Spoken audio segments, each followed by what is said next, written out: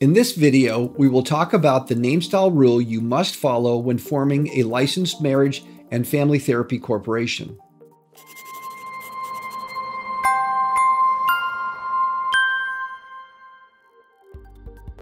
I'm Andy, the Incorporation Attorney. Thanks for watching.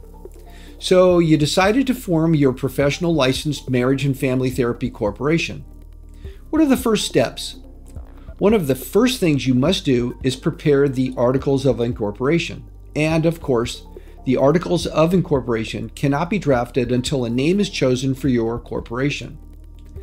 Now, unlike what you may have learned from your Google research, there are several types of corporations and they come with their own formation rules. One type of corporation is the general stock corporation. We would use this type of corporation if we wanted to set up an auto mechanic shop, a restaurant, or an online business. Another type of corporation is a professional corporation. This type is used by doctors, lawyers, and marriage and family therapists. An important thing for you to know is that there are different rules for naming a general stock corporation versus a professional corporation. So let's discuss that a bit. Let's first talk about general stock corporations. When we are forming a general stock corporation, the choice of name is up to you, as long as the name is not likely to mislead the public or resemble too closely some other corporate name already on file with the state. The name selected generally may not include words such as bank, trust or trustee, industrial loan, investment and loan, thrift, or words cooperative or Olympic or Olympia. With general stock corporations, the name selected need not include words that indicate corporate designations such as Incorporated, Inc., Corporation, or Corp. So let's turn to professional corporations. The rules for professional corporations are more complicated than those for general stock corporations. The Namestyle rules are specific to the particular license that you hold and for each kind of professional corporation. Now keep in mind that these rules also affect all of the formation paperwork that you need to put together while creating your corporation. The corporate name requirements are regulated by the California Corporations Code, Business and Professions Code, and the California Code of Regulations. When we are specifically considering marriage and family therapy corporations, the name is also regulated by the California Board of Behavioral Sciences.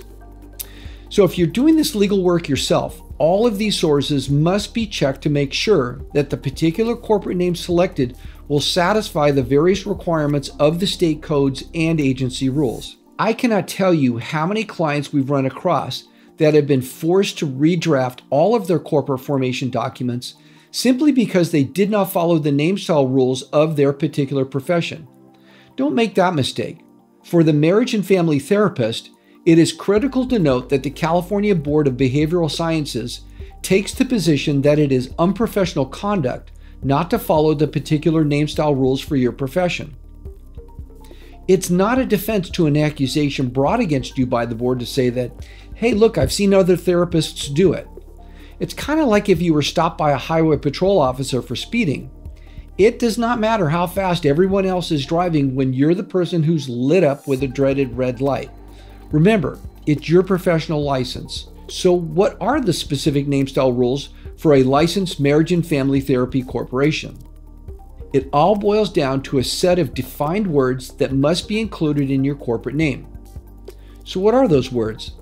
The name of a marriage and family therapy corporation shall contain one or more of the words marriage, family, or child, together with one or more of the words counseling, counselor, therapy, or therapist, and wording or abbreviations denoting corporate existence. So what if you want a DBA that is different than the corporate name? Can you do that? The answer for your profession is yes, you can. But there's also a rule for that.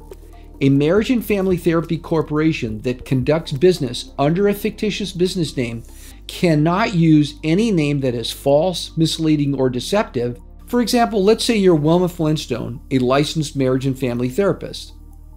You could have the corporate name Wilma Flintstone, LMFT, a licensed marriage and family therapist corporation. You could then apply for a DBA with the fictitious name Wilma's Holistic Therapy. So what are the key takeaways?